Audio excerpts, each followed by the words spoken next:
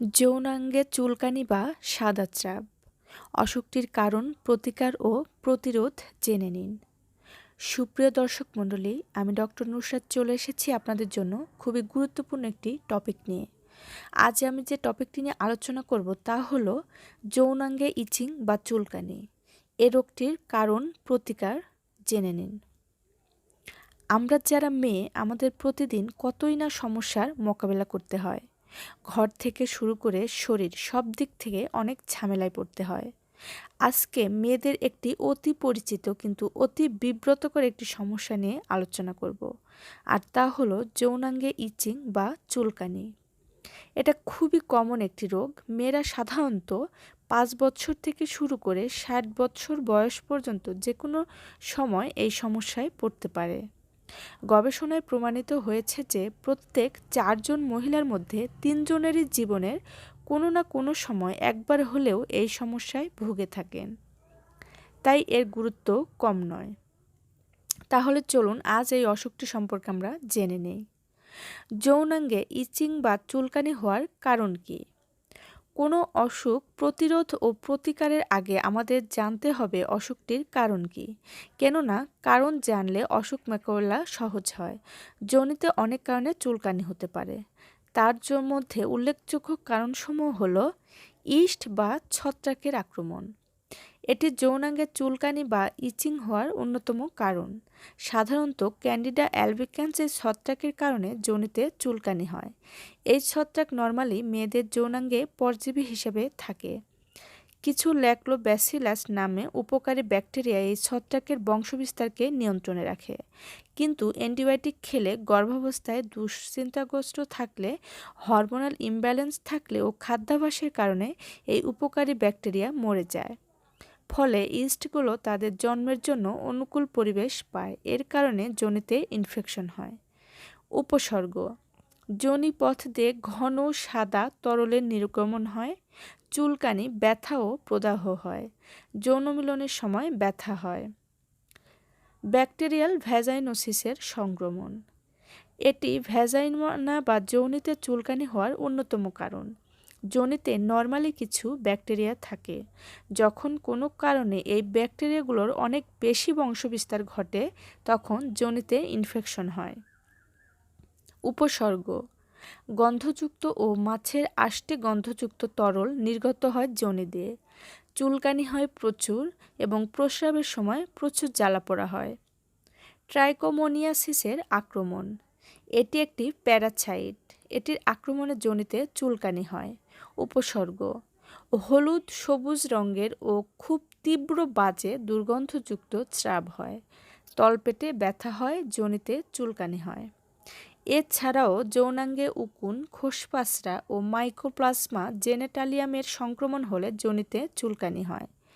কিছু sexually transmitted disease যেমন syphilis, gonorrhoea, AIDS ইত্যাদির কারণে যৌনাঙ্গে ইচিং বা চুলকানি হতে পারে। বিভিন্ন বিরক্তিকর পদার্থ যেমন বিভিন্ন ডিটারজেন্ট, কেমিক্যাল, সুগন্ধিযুক্ত সাবান, রংওয়ালা tissue paper, feminine hygienic spray, douche ব্যবহার করলে যোনিতে চুলকানি হতে পারে। মেনোপজের পর মহিলাদের এস্ট্রোজেন নামক হরমোন কমে যায়, ফলে যোনি শুকিয়ে যায়। এর ফলে বিভিন্ন পরজীবীর সংক্রমণ হয়, ফলে যোনিতে ইচিং হয়।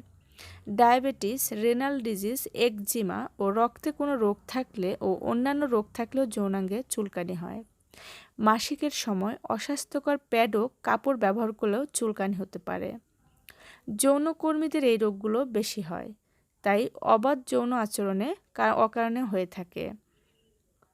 যৌনাঙ্গ সবসময় গরম ও আর্দ্র রাখলে, অপরিষ্কার থাকলে চুলকানি হতে পারে। যৌনাঙ্গের চুলকানির প্রতিকার: ছত্রাকের সংক্রমণ হলে অ্যান্টিফাঙ্গাল ওষুধ যেমন কিটোকোনাজল, মাইকোনাজল, কট্রিমাজল ইত্যাদি ওষুধ খেতে হবে এবং ফ্লুকোনাজল ওষুধটিও খেতে হবে 3 থেকে 5 দিন। তবে কিছু ওষুধ একদিনেও কাজ করে, তাই ডোজ ও কতদিন খাবেন তা জানতে ডাক্তারের পরামর্শ নিন। ব্যাকটেরিয়ার সংক্রমণ হলে অ্যান্টিবায়োটিক ড্রাগস খেতে হয়। যে অ্যান্টিবায়োটিকই খান না কেন তা কমপক্ষে 5 থেকে 7 দিন খাবেন। প্যারাসাইটের সংক্রমণ হলে মেট্রোনিডাজল খেতে পারেন। এছাড়াও ভ্যাজাইনাল ক্লিন্ডামাইসিন ক্রিম অথবা ট্রাইনড্রাজল ইত্যাদি যোনিতে লাগাতে পারেন। বেশি চুলকানি হলে লিডোকেইন নামক জেল আক্রান্ত স্থানে লাগাতে পারেন। এতে সাময়িক আরাম হবে, কিন্তু পুরা সেরে যাবে না, তাই ডাক্তার দেখাতে হবে। চুলকানি কমানোর জন্য অ্যান্টিহিস্টামিন যেমন ফেক্সোফেনাডিন বা লরাটাডিন খেতে পারেন। এছাড়া প্রদাহ ক্ষমতায় স্টেরয়েড ক্রিম ব্যবহার করা যেতে পারে। মেনোপজের পর চুলকানি হলে ইস্ট্রোজেন সাপোজিটরি যোনিপথে ব্যবহার করা যেতে পারে। যৌনাঙ্গের চুলকানি প্রতিরোধ। বলা হয়ে থাকে যে কোনো অসুখ প্রতিকারের চেয়ে প্রতিরোধ করাই বেশি ভালো। সুতরাং এই রোগটি যাতে আপনার না হয় তাই আগেই সাবধানে থাকুন ও নিচের কথাগুলো মেনে চলুন। রঙিন ও বেশি সুগন্ধিযুক্ত টয়লেট টিস্যু ও সাবান যৌনাঙ্গে ব্যবহার করবেন না। ফেমিনিন হাইজিন স্প্রে ও ডুশ ব্যবহার করবেন না। ভেজা কাপড় পরে বেশিক্ষণ থাকবেন না। গোসল বা ব্যায়ামের পর যত তাড়াতাড়ি সম্ভব ভেজা কাপড়টি পাল্টে নেবেন।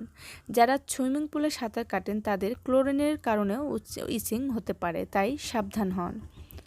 আপনার যৌনাঙ্গ পরিষ্কার রাখুন সব সময়। আর প্রস্রাব বা পায়খানা করার সময় হাত দিয়ে সামনে থেকে পিছনে এই নিয়মে পরিষ্কার করতে হবে। খেয়াল রাখবেন পায়খানার রাস্তার জীবাণু যেন যোনিতে না লাগে। দই খান, কেননা এতে ল্যাক্টোব্যাসিলাস নামক উপকারী ব্যাকটেরিয়া থাকে। সুতি কাপড় দিয়ে তৈরি অন্তর্বাস বা পেন্টি পরুন, সিনথেটিক পেন্টি পরবেন না। ডায়াবেটিস নিয়ন্ত্রণে রাখুন। ওজন কমান, সহবাসের সময় কন্ডোম ব্যবহার করুন। যোনি আর্দ্র ও ভেজা রাখবেন না। মাসিকের সময় নোংরা কাপড় ব্যবহার করবেন না, পরিষ্কার প্যাড ব্যবহার করুন। সহবাসের পর যৌনাঙ্গ ভালোভাবে পরিষ্কার করুন এবং ধুয়ে ফেলুন। সহবাসের পর প্রস্রাব করুন। একাধিক ব্যক্তির সাথে যৌন সহবাস পরিত্যাগ করুন। নিয়মিত গোসল করুন। এই অসুখটি হলে অবশ্যই একজন গাইনোকোলজিস্ট বা একজন ডার্মাটোলজিস্ট বা চর্ম ও যৌন রোগ বিশেষজ্ঞের কাছে যান। অবহেলা করবেন না বা লজ্জা পাবেন না, কারণ এর ফলে পরবর্তীতে আরও কিছু খারাপ হতে পারে। সবাই ভালো থাকুন, সুস্থ থাকুন। প্রতিদিন নতুন নতুন ভিডিও পেতে হেলথ টিপস বাংলা চ্যানেলের পক্ষেই থাকুন। আর যদি আপনি আমাদের চ্যানেল নতুন হয়ে থাকেন তাহলে অবশ্যই আমাদের চ্যানেলটি সাবস্ক্রাইব করে বেল আইকনটি বাজিয়ে দিন। ভালো থাকুন, সুস্থ থাকুন। আপনাদের সুস্থতা আমাদের একান্ত কাম্য। আল্লাহ হাফেজ।